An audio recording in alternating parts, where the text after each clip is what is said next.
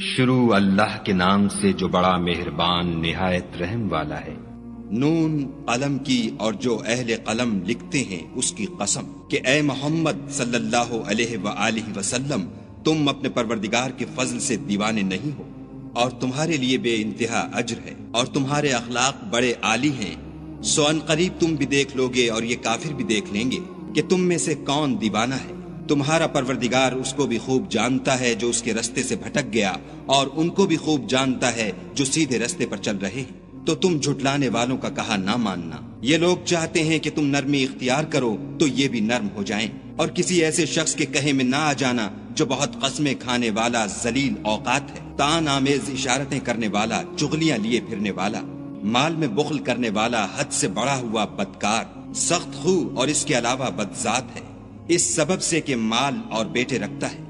جب اس کو ہماری آیتیں پڑھ کر سنائی جاتی ہیں تو کہتا ہے کہ یہ اگلے لوگوں کے افسانے ہیں، ہم ان قریب اس کی ناک پر داغ لگائیں گے۔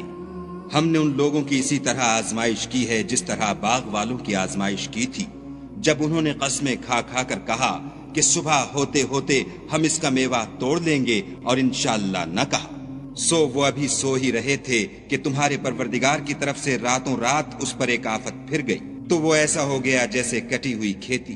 جب صبح ہوئی تو وہ لوگ ایک دوسرے کو پکارنے لگے کہ اگر تم کو کاٹنا ہے تو اپنی کھیتی پر سویرے ہی جا پہنچو۔ تو وہ چل پڑے اور آپس میں چپکے چپکے کہتے جاتے تھے کہ آج یہاں تمہارے پاس کوئی فقیر نہ آنے پائے، اور کوشش کے ساتھ سویرے ہی جا پہنچے، گویا کھیتی پر قادر ہیں۔ جب باغ کو دیکھا تو ویران، کہنے لگے کہ ہم رستہ بھول گئے ہیں، نہیں بلکہ ہم برگشتہ بخت بے نصیب ہیں۔ ایک جو ان میں فرزانہ تھا بولا، کیا میں نے تم سے نہیں کہا تھا کہ تم تسبیح کیوں نہیں کرتے؟ تب وہ کہنے لگے کہ ہمارا پروردگار پاک ہے، بے شک ہم ہی قصوروار تھے۔ پھر لگے ایک دوسرے کو رو در رو ملامت کرنے، کہنے لگے ہائے شامت، ہم ہی حد سے بڑھ گئے تھے۔ امید ہے کہ ہمارا پروردگار اس کے بدلے میں ہمیں اس سے بہتر باغ عنایت کرے۔ ہم اپنے پروردگار کی طرف رجوع لاتے ہیں۔ دیکھو عذاب یوں ہوتا ہے، اور آخرت کا عذاب اس سے کہیں بڑھ کر ہے، کاش یہ لوگ جانتے ہوتے۔ پرہیزگاروں کے لیے ان کے پروردگار کے ہاں نعمت کے باغ ہیں۔ کیا ہم فرما برداروں کو نافرمانوں کی طرح نعمتوں سے محروم کر دیں گے؟ تمہیں کیا ہو گیا ہے، کیسی تجویزیں کرتے ہو؟ کیا تمہارے پاس کوئی کتاب ہے جس میں یہ پڑھتے ہو کہ جو چیز تم پسند کرو گے وہ تم کو ضرور ملے گی؟ یا تم نے ہم سے قسمیں لے رکھی ہیں جو قیامت کے دن تک چلی جائیں گی کہ جس شے کا تم حکم کرو گے وہ تمہارے لیے حاضر ہوگی؟ ان سے پوچھو کہ ان میں سے اس کا کون ذمہ لیتا ہے؟ کیا اس قول میں ان کے اور بھی شریک ہیں؟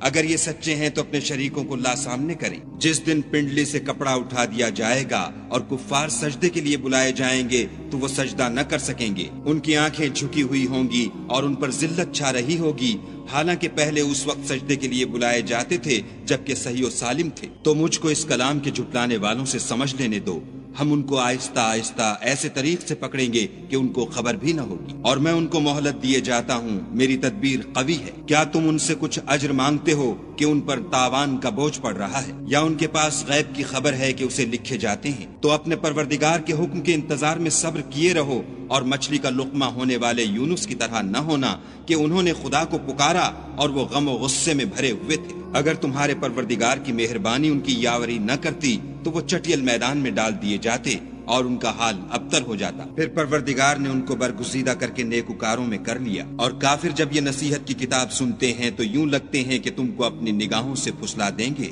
اور کہتے ہیں کہ یہ تو دیوانہ ہے۔ اور لوگو، یہ قرآن اہل عالم کے لیے نصیحت